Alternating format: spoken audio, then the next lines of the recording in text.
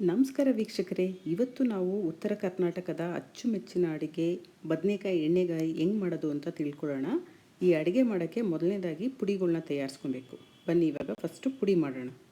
ಮೊದಲನೇದಾಗಿ ಹುಚ್ಚೆಳ್ಳು ಅಥವಾ ಗುರೆಳ್ಳು ಅಂತಲೂ ಹೇಳ್ತಾರೆ. ಇದನ್ನು ಲೈಟಾಗಿ ಫ್ರೈ ಮಾಡ್ಕೊಬೇಕು. ಈ ಹುಚ್ಚೆಳ್ಳಿನಲ್ಲಿ ಪ್ರೋಟೀನ್ ಅಂಶ ಜಾಸ್ತಿ ಇರುತ್ತೆ ಹಾಗೂ ನಾರಿನಂಶ ಕೂಡ ಜಾಸ್ತಿ ಇರುತ್ತೆ. ಇದರಲ್ಲಿ ಎಣ್ಣೆ ಕೂಡ ಜಾಸ್ತಿ ಇರುತ್ತೆ.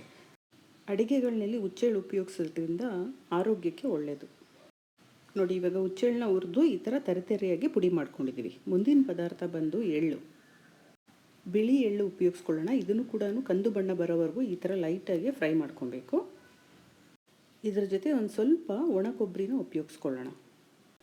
ನೆಕ್ಸ್ಟ್ ಐಟಮ್ ಬಂದು ಕಡಲೆಕಾಯಿ ಬೀಜ. ಇದು ಕೂಡ ಹುರಿದ್ಬಿಟ್ಟು ನಾವು ಈ ಥರ ಪುಡಿ ಮಾಡಿದ್ದೀವಿ. ಇದು ಸ್ವಲ್ಪ ಇನ್ನೊಂಚೂರು ತರಿ ಆಗಬೇಕು, ಆದರೆ ಮತ್ತೆ ಇನ್ನೊಂದು ಸ್ವಲ್ಪ ಹಾಕೋಣ ಮಿಕ್ಸಿಗೆ. ಇವಾಗ ಇದ್ರ ಜೊತೆ ಒಂದು ಸ್ವಲ್ಪ ಕಡಲೆಪಪ್ಪು ಸೇರಿಸ್ಕೊಳ್ಳೋಣ. ಹಾಗೆ ಮೊದಲೇ ಹುರಿದಿಟ್ಕೊಂಡಿರೋ ಅಂಥ ಎಳ್ಳು ಮತ್ತು ಒಣ ಕೊಬ್ಬರಿ ಪುಡಿ ಕೂಡ ಸೇರಿಸ್ಕೊಂಡು ಒಂದು ಸ್ವಲ್ಪ ತರಿಯಾಗಿ ಪುಡಿ ಮಾಡ್ಕೊಳ್ಳೋಣ. ಹುಚ್ಚೆಳ್ಳನ್ನ ಸಪ್ರೇಟ್ ಪುಡಿ ಮಾಡಿ ಎತ್ತಿಟ್ಕೊಬೇಕು ಹಾಗೂ ಮಿಕ್ಕಿದ ಪದಾರ್ಥಗಳನ್ನೆಲ್ಲ ಸೇರಿಸಿ ಮತ್ತೆ ಇನ್ನೊಂದು ಪುಡಿ ಮಾಡಬೇಕು. ಹೀಗೆ ಈ ಅಡುಗೆಗೆ 2 ಥರ ಪುಡಿಗಳು ಬೇಕಾಗತ್ತೆ ನಮಗೆ.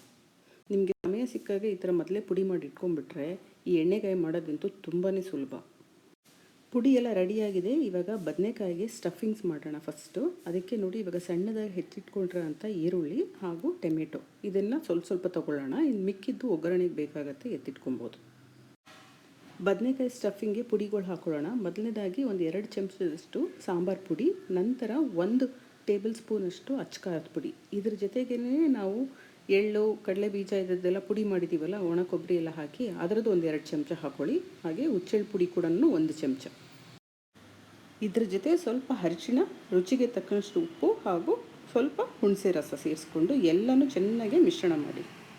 ಉಪ್ಪು, ಹುಳಿ, ಖಾರ ಇರುವ ಈ ಮಸಾಲ ಮಿಶ್ರಣನ ನಾವು ಬದನೆಕಾಯಿ ಒಳಗಡೆ ಸ್ಟಫ್ ಮಾಡಿ ಎಣ್ಣೆಯಲ್ಲಿ ಫ್ರೈ ಮಾಡ್ತಾಯಿದ್ರೆ ಎಷ್ಟು ಅದ್ಭುತವಾದ ರುಚಿ ಬರುತ್ತೆ ಗೊತ್ತಾ. ಸಾಮಾನ್ಯವಾಗಿ ಎಣ್ಣೆಗಾಯಿ ಮಾಡಬೇಕಾದ್ರೆ, ಬದನೆಕಾಯಿ ಎಣ್ಣೆಗಾಯಿ ಮಾಡಬೇಕಾದ್ರೆ ಗುಂಡು ಬದನೆಕಾಯಿನೇ ಉಪಯೋಗಿಸ್ಕೊಬೇಕು. ಈ ಬಿಳಿ ಗುಂಡು ಬದನೆಕಾಯಿ ಉಪಯೋಗಿಸ್ಕೊಂಡ್ರೆ ಇನ್ನೂ ರುಚಿ ಚೆನ್ನಾಗಿರುತ್ತೆ. ಬದನೆಕಾಯಿ ಎಲ್ಲ ತೊಳೆದು ರೆಡಿ ಮಾಡಿ ಇಟ್ಕೊಂಡಿದ್ದೀವಿ. ಹಾಗೆ ಮಸಾಲ ಮಿಶ್ರಣ ಕೂಡ ರೆಡಿ ಇದೆ. ಈಗ ಬದನೆಕಾಯಿನ ಈ ಥರ 2 ಹೋಲ್ ಮಾಡ್ಕೊಳ್ಳೋಣ. ಈಗ ಮಾಡೋದ್ರಿಂದ ಅದರಲ್ಲಿ ಏನಾದರೂ ಉಳುಕಿದ್ರೆ ನಮ್ಗೆ ಚೆನ್ನಾಗಿ ಗೊತ್ತಾಗತ್ತೆ. ತೊಟ್ಟು ಕೂಡ ಉದ್ದ ಇದೆಯಲ್ಲ, ಇದನ್ನೊಂದು ಅರ್ಧ ಭಾಗ ನಾವು ಕಟ್ ಮಾಡಿದ್ರೆ ಪಾತ್ರೆಯಲ್ಲಿ ಬೇಯಿಸೋಕ್ಕೆ ಜಾಗ ಕರೆಕ್ಟಾಗಿ ಆಗುತ್ತೆ. ಈ ಮಸಾಲ ಮಿಶ್ರಣನ ಇವಾಗ ನಾವು ಬದನೆಕಾಯಿ ಒಳಗಡೆ ಈ ಥರ ಹಿಂಗೆ ಸ್ಟಫ್ ಮಾಡಬೇಕು. ಬದನೆಕಾಯಿ ಎಣ್ಣೆಗಾಯಿ ಅಕ್ಕಿ ರೊಟ್ಟಿಗಂತೂ ಸೂಪರ್ ಕಾಂಬಿನೇಷನ್ ಅಲ್ವಾ. ಬದನೆಕಾಯಿ ಎಣ್ಣೆಗಾಯಿನ 2-3 ರೀತಿಯಲ್ಲಿ ಮಾಡ್ತಾರೆ. ಆದರೆ ಯಾವುದೇ ವಿಧಾನ ಮಾಡಿದ್ರೂ ನಾವಿಲ್ಲಿ ಉಪಯೋಗಿಸ್ಕೊಂಡಿದ್ದೀವಲ್ಲ ಸಾಮಗ್ರಿಗಳು ಹೆಚ್ಚು ಕಮ್ಮಿ ಅದೇ ಇರುತ್ತೆ. ತೊಟ್ಟು ಕಟ್ ಮಾಡಿ ಎಲ್ಲ ನೋಡಿ ಬದನೆಕಾಯಿಗೆ ಸ್ಟಫಿಂಗ್ ಮಾಡಾಗಿದೆ. ಇವಾಗ ಸ್ವಲ್ಪ ಮಿಶ್ರಣ ಉಳಿದಿದೆ, ಮಸಾಲ ಮಿಶ್ರಣ, ಅದು ಹಾಗೆ ಇರಲಿ, ಮುಂದಕ್ಕೆ ಒಗ್ಗರಣೆಗೆ ಉಪಯೋಗಿಸ್ಕೊಳ್ತೀವಿ. ಈಗ ಒಂದು ಪ್ಯಾನ್ಗೆ ಧಾರಾಳವಾಗಿ ಎಣ್ಣೆ ಹಾಕಿ ಹಾಗೂ ಸ್ಟಫ್ ಮಾಡಿರೋ ಬದನೆಕಾಯಿ ಎಲ್ಲನೂ ಹಾಕಿ ಫ್ರೈ ಮಾಡೋಣ. ನೋಡಿ, ಈ ತೊಟ್ಟು ನಾನು ಯಾಕೆ ಕಟ್ ಮಾಡಬೇಕು ಅಂತ ಇವಾಗ ಗೊತ್ತಾಗ್ತದೆ ಅಲ್ವಾ ನಿಮಗೆ. ಇವಾಗ ಆರಾಮಾಗಿ ಎಲ್ಲ ಬದನೆಕಾಯಿಗಳನ್ನೂ ಕ್ಲೀನಾಗಿ ಇಲ್ಲಿ ಜೋಡಿಸ್ಬೋದು ಪ್ಯಾನ್ನಲ್ಲಿ. ಮುಚ್ಚಳ ಮುಚ್ಚಿ 5 ನಿಮಿಷ ಮೀಡಿಯಮ್ ಹೀಟ್ನಲ್ಲಿ ಬೇಯಿಸೋಣ. 5 ನಿಮಿಷದ ನಂತರ ಬದನೆಕಾಯಿನ ಮುಚ್ಚಾಕಿ ಮತ್ತೆ ಒಂದು 5ರಿಂದ 7 ನಿಮಿಷದವರೆಗೂ ಬೇಯಿಸೋಣ. ಯಾಕಂದರೆ ದಪ್ಪ ಇದೆಯಲ್ಲ ಗುಂಡು ಬದನೆಕಾಯಿ, ಸ್ವಲ್ಪ ಸಮಯ ತೊಗೊಳುತ್ತೆ ಬೇಯೋಕ್ಕೆ. ಬದನೆಕಾಯಿ ಬೇಯೋಷ್ಟರಲ್ಲಿ ಇವಾಗ ಮತ್ತೊಂದು ಒಗ್ಗರಣೆ ಮಾಡೋಣ. ಇವಾಗ ಇನ್ನೊಂದು ಪ್ಯಾನ್ನಲ್ಲಿ ಎಣ್ಣೆ ಹಾಕಿ, ಎಣ್ಣೆ ಕಾಯ್ದ ನಂತರ ಸಣ್ಣದಾಗಿ ಹೆಚ್ಚಿರೋ ಅಂಥ ಬೆಳ್ಳುಳ್ಳಿ ಹಾಕ್ಕೊಳ್ಳೋಣ. ನಾವು ಮೊದಲೇ ಹಚ್ಚಿಟ್ಕೊಂಡಿದ್ವಲ್ಲ ಈ ಸಣ್ಣದಾಗಿ ಈರುಳ್ಳಿ ಮತ್ತು ಟೊಮೆಟೊ, ಅದನ್ನು ಕೂಡ ಇದರಲ್ಲಿ ಸೇರಿಸ್ಕೊಳ್ಳೋಣ. ಹಾಗೆ 1-2 ಹಸಿಮೆಣಸಿನ್ಕಾಯಿ ಸಣ್ಣದಾಗಿ ಹೆಚ್ಚಿ ಹಾಕ್ಕೊಬೇಕು. ಈ ಒಗ್ಗರಣೆ ಯಾಕೆ ಮಾಡ್ತಾ ಇರೋದು ಅಂದರೆ ಬದನೆಕಾಯಿ ಎಣ್ಣೆಗಾಯಿಗೆ ಹೆಚ್ಚಿನಾಗಿ ಗೊಜ್ಜು ಬೇಕಲ್ವಾ, ಆದ್ದರಿಂದ ಸ್ವಲ್ಪ ನಾವು ಸ್ಟಫಿಂಗ್ಗೆ ಯೂಸ್ ಮಾಡ್ಕೊಂಡಿದ್ವಿ. ಇನ್ನು ಮಿಕ್ಕಿದ ಪದಾರ್ಥನ ಈ ಥರ ಇವಾಗ ಬೇಯಿಸ್ಕೊಂಡು ಹಾಕ್ಕೊಬೇಕಾಗತ್ತೆ. ಈರುಳ್ಳಿ ಟೊಮೆಟೊ ಬೇಯೋಷ್ಟು ಒಂದು ಸ್ವಲ್ಪ ಉಪ್ಪು ಹಾಕಿ ಮುಚ್ಚಳ ಮುಚ್ಚಿ ಟೊಮೆಟೊ ಎಲ್ಲ ಸ್ವಲ್ಪ ಸಾಫ್ಟ್ ಆಗೋವರೆಗೂ ಬೇಯಿಸ್ಕೊಬೇಕು. ಇವಾಗ ಇನ್ನೊಂದು ಸ್ವಲ್ಪ ರುಚಿಗೆ ತಕ್ಕನಷ್ಟು ಸ್ವಲ್ಪ ಖಾರದ ಪುಡಿ ಸೇರಿಸ್ಕೊಳ್ಳೋಣ. ಅಂದರೆ ಇದು ಸಾಂಬಾರು ಪುಡಿ, ನಾವು ಆವಾಗಲೇ ಸ್ಟಫಿಂಗ್ ಕೂಡ ಹಾಕಿದ್ದೀವಿ. ಇವಾಗ ಇನ್ನೊಂದು ಸ್ವಲ್ಪ ಗೊಜ್ಜಿಗೋಸ್ಕರ ಬೇಕು ಅಂತ ಇನ್ನೊಂದು ಸ್ವಲ್ಪ ಹಾಕ್ಕೊಳ್ಳೋಣ. ಹಾಗೂ ಈ ಮಸಾಲ ಮಿಶ್ರಣ ಸ್ವಲ್ಪ ಉಳಿದಿತ್ತಲ್ಲ, ಬದನೆಕಾಯಿ ಸ್ಟಫ್ ಮಾಡೋಕ್ಕೆ ತೊಗೊಂಡಿದ್ದು, ಅದು ಕೂಡ ಇದರಲ್ಲಿ ಸೇರಿಸ್ಬಿಟ್ಟು ಇವಾಗ ಮುಚ್ಚಳ ಮುಚ್ಚಿ ಒಂದು 5ರಿಂದ 8 ನಿಮಿಷವರೆಗೂ ಬೇಯಿಸ್ಕೊಳ್ಳೋಣ. ಈರುಳ್ಳಿ ಟೊಮೆಟೊ ಕೂಡ ಎಲ್ಲ ಚೆನ್ನಾಗಿ ಬೆಂದು ಎಣ್ಣೆ ಬಿಟ್ಕೊಂಡಿದೆ. ಇವಾಗ ಬದನೆಕಾಯಿ ಕೂಡ ಆಲ್ಮೋಸ್ಟ್ ಒಂದು 10 ನಿಮಿಷ ಚೆನ್ನಾಗಿ ಬೆಂದಿದೆ, 2 ಕಡೆ ಸಾಫ್ಟ್ ಆಗಿದೆ.